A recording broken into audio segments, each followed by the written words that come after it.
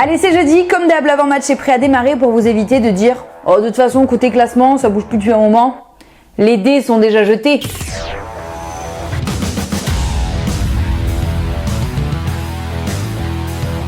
Mais ça va pas bien dans votre tête? Vous étiez où, vous, la semaine dernière? Bah oui, il y a eu des bons coups, des surprises et du coup, forcément des changements au niveau du classement, relançant donc tous les enjeux de cette J20 avec au programme 4 matchs. Oui, que 4 matchs, mais pas n'importe lesquels.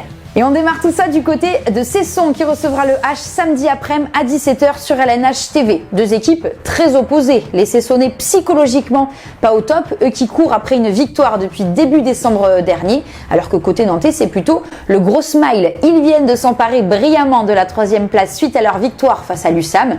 Un duel également très alléchant entre deux capitaines de grande expérience, Igor Anic face à Roque Filio. Alors lequel des deux sera au mieux mobiliser ses coéquipiers? Eh bien on a hâte de le découvrir.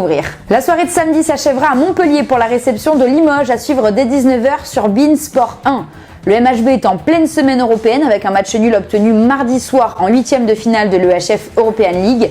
Une victoire obligatoire donc à aller chercher en Suisse 3 jours après la réception de Limoges. Les Montpelliérains seront-ils focus sur le championnat face à des Limougeaux qui eux doivent se remettre de leurs 2 défaites consécutives? Eh bien clairement.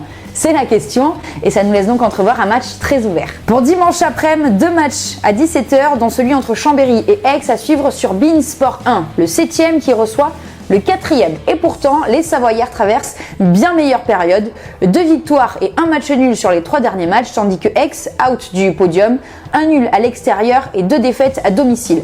La semaine dernière, malgré ses 10 buts, Nicolas Clerc, en interview d'après-match, a tiré la sonnette d'alarme, demandant à tout le monde une remise en question, qu'elle soit personnelle ou collective. Le message sera-t-il bien passé? Eh bien, on a hâte de tous découvrir ça. Et comme vous avez suivi, vous savez qu'au même moment, mais sur LNH TV, vous pouvez suivre la rencontre Ivry-Tremblay. C'est clairement le match de la peur de cette J20 et donc forcément, c'est coup de cœur. Les calculs, c'est très simple.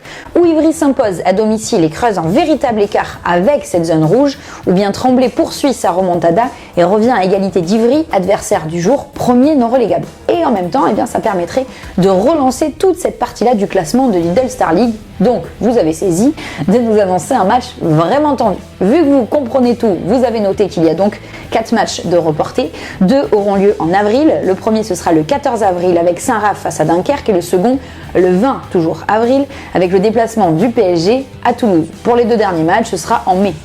Oui, vous avez bien entendu, en mai. Le 11 mai avec Nîmes-Chartres et enfin le 19 mai avec Istres-Créteil. Vous avez quand même de quoi faire pour ce week-end, je ne m'inquiète pas, avec déjà vos pronos à faire sur pronos.lnh.fr. Lundi, c'est rendez-vous dans le débrief. Portez-vous bien et bon match!